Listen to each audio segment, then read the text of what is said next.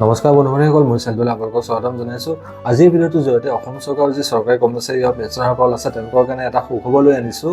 আজি অনুষ্ঠিত হৈছে কেবিনেট বৈঠকত অসম চৰকাৰৰ কৰ্মচাৰীসকলৰ যি ডিএনএছ এলাউন্স আছে, সেই ডিএনএছ এলাউন্স 2%লৈ বৃদ্ধি কৰা হৈছে। অৰ্থাৎ যি আমাৰ এতিয়া ডিএনএছ এলাউন্স 58% আছিলে, সেইটো ইনক্ৰিজ হৈ 2% অসম চৰকাৰে এইটো অনুমোদন জনাইছে। অৰ্থাৎ এতিয়া আমাৰ যি ডিএনএছ এলাউন্স হ'ব সেইটো 60%লৈ বৃদ্ধি হ'ব। আমি সকলোৱে গম পাইছিলোঁ যে চেণ্ট্ৰেল গভৰ্ণমেণ্টৰ এমপ্লয়ীসকলৰ অলৰেডি 2% বৃদ্ধি কৰা হৈছিলে। তেনে ক্ষেত্ৰত অসম চৰকাৰৰ কৰ্মচাৰীসকলেও আশা কৰি আছিলে যে তেওঁলোকৰ যি ডিএনএছ এলাউন্স আছে সেইটো কেতিয়া 2% বৃদ্ধি হ'ব। আজি অনুষ্ঠিত হৈছে এই কেবিনেট বৈঠকত অসম চৰকাৰৰ কৰ্মচাৰীসকলৰ কাৰণে 2% ডিএনএছ এলাউন্স বৃদ্ধিকৰণৰ অনুমোদন জনোৱা হৈছে। আজি আমাৰ কেবিনেটে ৰাজ্য চৰকাৰৰ কৰ্মচাৰীসকলক 2% অতিৰিক্ত মৰগীয়া ভাত্তা দিবলৈ সিদ্ধান্ত গ্ৰহণ কৰে।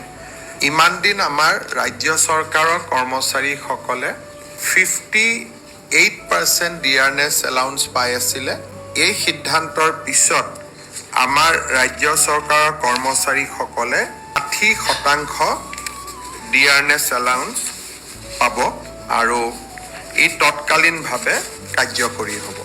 আৰু এটা কথা অলৰেডি ওলাই আছে যে জুলাই মাহ হোৱাৰ লগে লগে চেণ্ট্ৰেল যি গভৰ্ণমেণ্টৰ কৰ্মচাৰীসকল আছে তেওঁলোকৰ যি ডিএনএছ এলাউন্স আছে সেইটো 3%লৈ বৃদ্ধি হ'ব। অফিচিয়েল নটিফিকেশ্যনটো ওলোৱা নাই যদিও অলপকৈ সেই কথাটো ওলাই আছে যে চেণ্ট্ৰেল গভৰ্ণমেণ্টৰ যি জুলাই মাহৰ পিছত 3% ডিএনএছ এলাউন্স বঢ়োৱা হ'ব।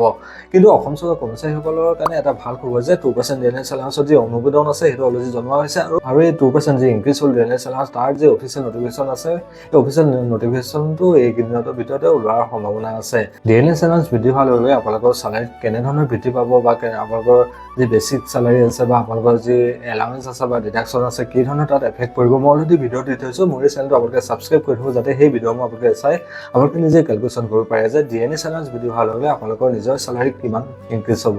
ভিডিঅ'টো আজিলৈ ইমানেই আছিলে। ভিডিঅ'টো যদি ভাল পালে ভিডিঅ'টো আপোনাৰ বন্ধু বান্ধৱীসকলৰ মাজতো শ্বেয়াৰ কৰিব আৰু মোৰ এই চেনেলটো ছাবস্ক্ৰাইব কৰি থ'ব যাতে অসম চৰকাৰৰ কৰ্মচাৰীসকলৰ সকলো ধৰণৰ নটিফিকেশ্যন আপোনালোকে ভিডিঅ'ৰ জৰিয়তে পাই থাকে।